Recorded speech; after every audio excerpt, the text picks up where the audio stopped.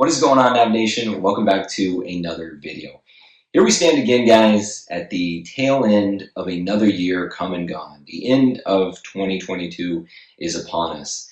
And as I sit here and I reflect upon this last year, a full year has passed since I was basically back here on YouTube making some of my last videos.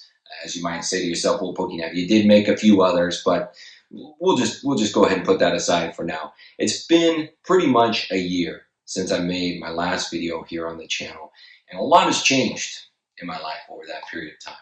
A lot of things have changed in a very different position than I was last year, and it really got me to thinking how little time it really takes for life and for circumstances and for just things in general to really change. And one of the things that I've noticed over this year of really being somewhat estranged from Pokemon is that we really are at the end of an era. It really seems that way. And I feel thankful in the sense that when you're constantly entrenched in Pokemon, you have a tendency to kind of not see things as a passive observer would be. And I'll be right honest with you, over this year, I really haven't become that entangled in Pokemon, not as much as I used to be, but I'm also thankful for that because I've been able to really see from a more pragmatic and an objective perspective just how things are changing and just how much the dynamic has really changed within the Pokemon hobby. And so that's really what I want to talk about here today. The core of this conversation is the end of these eras. Right? I really feel that we're at the end of a particular time. And I think that at the end of this, perhaps all of you might agree with this sentiment as well. And there's really three big topics that I want to discuss here today.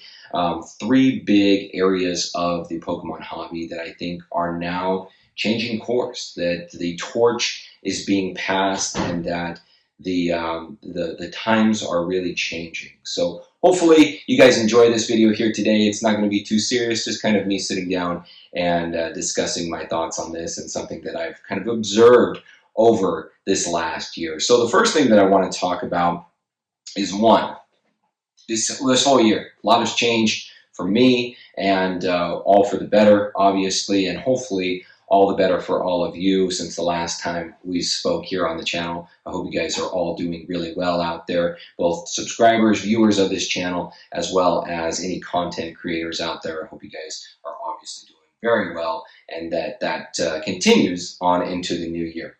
Let's go ahead and talk about the TCG for a second here. We'll start it off with the TCG and how it's really changing and this whole era of Pokemon cards and the TCG in general is really starting to evolve. So as you guys know, we are at the end of the Sword and Shield era. And what I found really interesting is that when I started to think about it, Sword and Shield is really the generation that experienced all of the craze of Pokemon, starting in 2020 when Sword and Shield first came out. That's really when, the pandemic started and the interest in Pokemon really exacerbated. It really reached new heights. And here we are, we're going to have Crown Zenith, which is basically our pinnacle set for Sword and Shield, which will release early next year. And then after that, we move on into Scarlet and Violet. And so it's funny because now we're kind of passing this generation that really started it all for a lot of people, or kind of reignited that passion for many of us for the Pokemon card hobby. And so it's interesting that we're kind of bidding adieu to Sword and Shield and now moving on to Scarlet and Violet. As many of you know, with Scarlet and Violet, we are getting the EX cards are returning, so no more are we going to have V-Star, Gigantamax, all of those different things that we've come to recognize from Sword and Shield. Now we're going back to the EX, and that's lowercase EX cards. Those will be returning here soon, which is really exciting. I enjoyed those previous sets from history's past, so it'll be fun to have those back in the TCG. The other thing is that we're going to be getting 3 guaranteed holos per pack. And really I find that this is Pokemon's way of sort of mitigating some of the negative press that they might otherwise receive for the other big thing that's going to be experienced in the TCG, and that's MSRP increases, which are set to happen next year. Now, if any of you have been out in your stores recently, you'll notice that a lot of those MSRP increases have already taken place. So I really feel that this is Pokemon's way of sort of compensating for the increase in MSRP by giving people guaranteed 3 holos per pack. We're also getting the silver borders around the cards, which will be then congruent with Japanese sets, something that has been long anticipated, of really melding together and creating a more universal card standard for the entire world. So it's just funny, you know, we're now moving on into this new generation, and Pokemon is really not holding anything back. They are really changing the tide of really everything across their organization, and especially when it comes to the TCG.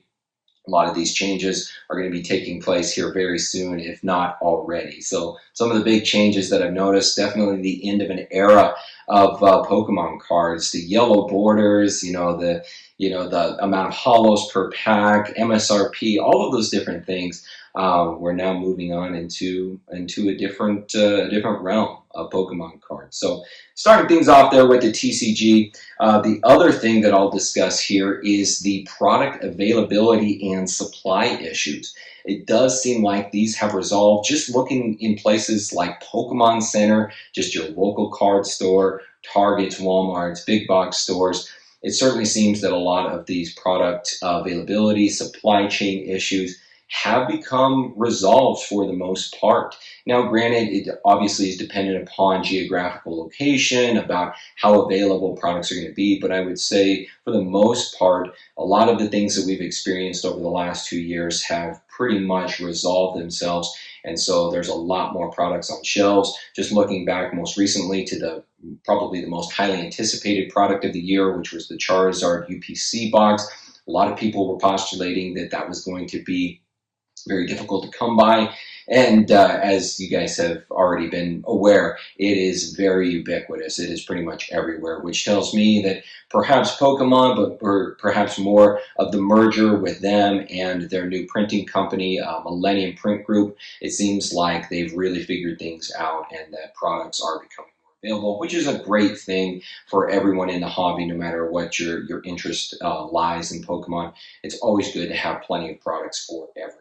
So that's the TCG. Let's go ahead and move on from here to the next era that I think is ending in relation to Pokemon, and that is Pokemon and the YouTube space. So what do I mean by that?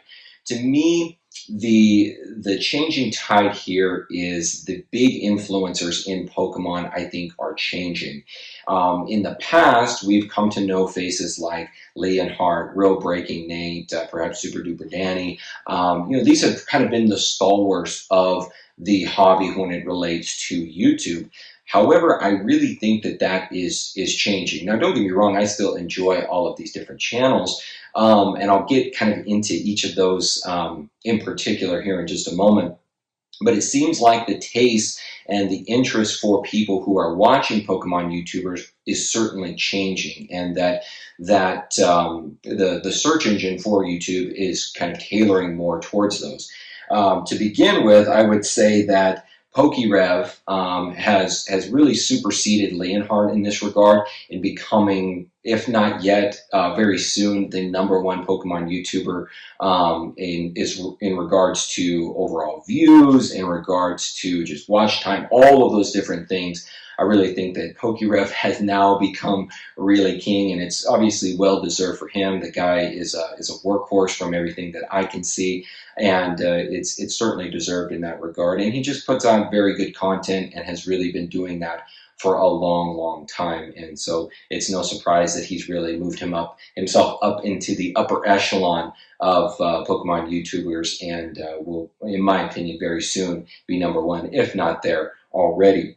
The next one that I'd like to go ahead and talk about here is Leonhardt. Now, I know there's been some controversy this year over Leonhardt and his new company, which he started, known as Rare Candy. For me personally, I think that Leonhardt is genuinely a good person. I think that the the fundraisers that he puts together for his various charities, I think, is sincere and from the heart. And I've enjoyed Leonhardt for quite some time.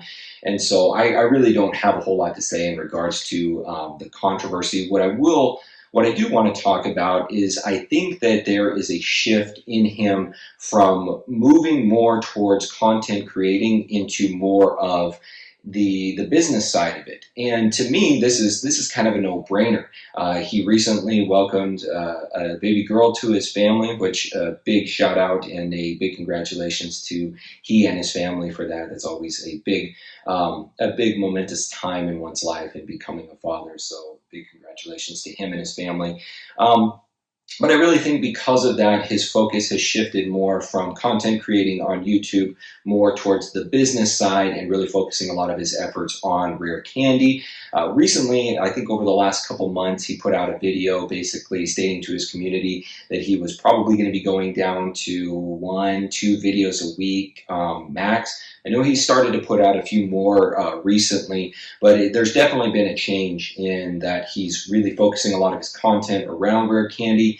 Now, I don't know how much of it is his actual business because I do know that part of that he is partnered with Troll and Toad. So I don't know if he's more of an ambassador for it or exactly how all of that works out. But to me, it just makes sense. Content creating takes up a lot of time.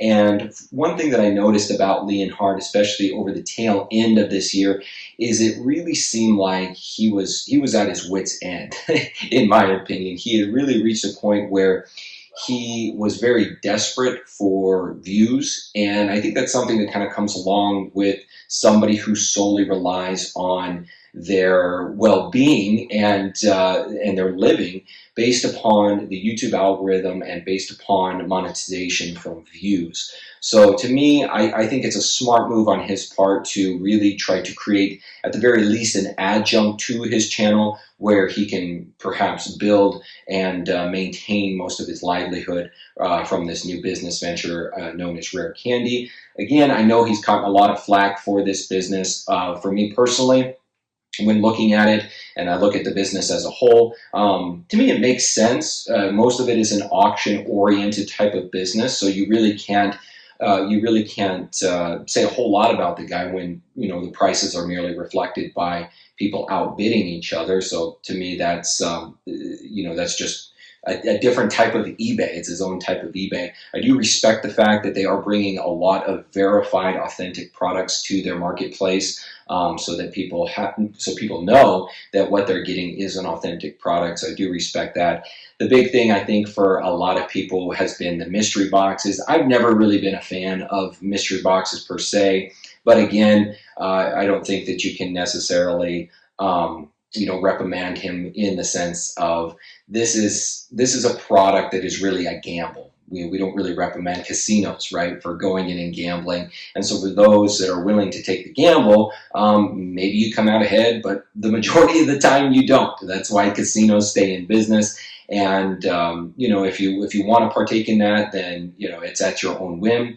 And I don't necessarily hold it against him for having this product or for the partnership that he has with Troll and Toad that has created these products. So again, I think that really what I'm trying to get at here is that the old stalwarts, the people that most of us have known as the face of Pokemon in YouTube, I think a lot of that is changing, and I think the taste for most people and the content that they want to consume on YouTube when it comes in regards to Pokemon is also changing. We're starting to see other channels like Pat Flynn's Deep Pocket Monster really becoming very popular. Each one of his videos getting hundreds of thousands of views. And I think that that's a true testament, one, to Pat and his ingenuity, but also just to the paradigm shift that we're experiencing, and really, again, that common theme of today of being an end of an era. It really is a change, and I think we should all welcome it. And I hope that those bigger content creators, the Leonhardts, the Real Breaking Nates, some of these others,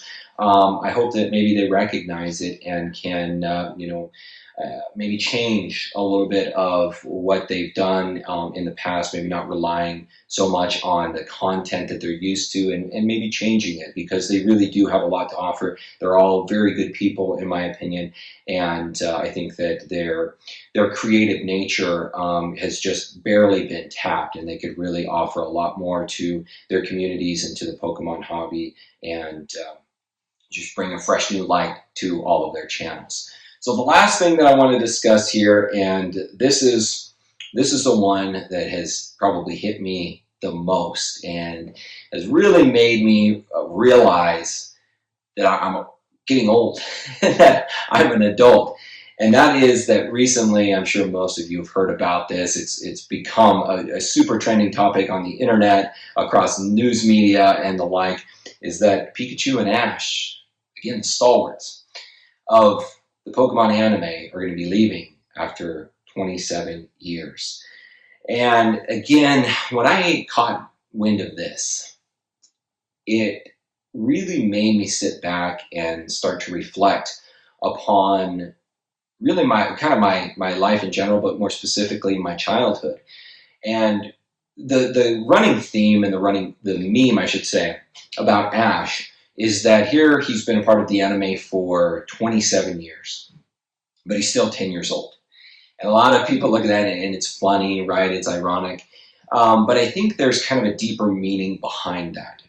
When I look at Ash and what he represents in always remaining 10 years old, but being around for 27 years. And I think that's in many ways a reflection of ourselves. The people who love Pokemon, the people who stay in Pokemon, is that no matter how old we get, that 10-year-old version of ourselves always remains, right? Somewhere inside, it always remains. And no matter where we go in life, no matter the difficulties that we face, the new responsibilities that come along, we carry that sense of innocence within ourselves. And I think Ash is sort of a manifestation of that. And so in hearing that he and Pikachu were no longer going to be a part of the anime, it was in many ways kind of a change and like a rite of passage that younger self has grown up, has in many ways matured, and is no longer the same person.